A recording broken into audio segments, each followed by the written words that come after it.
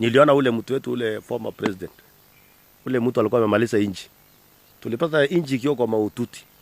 Nilikuwa nasikia anaongea maneno ya security, anaongea sijui maneno ya nini, anaongea sijui maneno ya mastima. Mimi nataka niambie former president, tafadhali. Mtu akienda retire anakuanga mtu muungwana sana, anakuwa mzee. Mtu wa kuonesha watu barabara, mtu wa kwenda engagement ya watoto, mtu wa kwenda maharusi ya mandugu zake na madada zake. Hakuna kitu ulisahau. Sisi ndio tulikusupport na tukakupatia uongozi ya miaka 10. Na tukasimama na wewe. Lakini tu term yako ilikuwa mbaya. Na sijui mwenye ulikuwa unaongelea watu walikuwa sijui hawakuwa najua wewe ndio ulikuwa rais ama wanafikiria. Mimi nataka nikwambie Uhuru Kenyatta, wewe relax.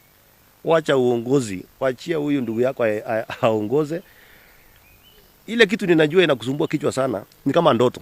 Ukiona ile vitu ile Ruto anafanya ni ile vitu ilikuwa kwa manifesto yenu zamani. Ile mlikuwa mmeanza nayo 2030. Lakini wewe ulikuwa muoga. Uliogopa maneno ya housing, uliogopa hii maneno yote, kubadilisha maneno ya masomo nini. Sasa hii inakusumbua kichwa, unaona mwingine anafanya.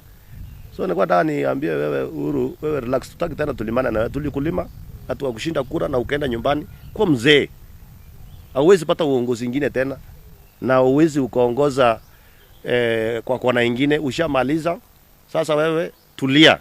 Acha uone maneno vile inaendeshwa. Unajua wewe ni mtu ya vita. Unajua ile wakati mwingine ulikuwa unataka kuunganisha wa Kenya. Unajua ile vitu ulifanya Rift Valley. Ni ile tu tulinyamaza tukasema hata sisi tumekuwa wazee, wewe tulia.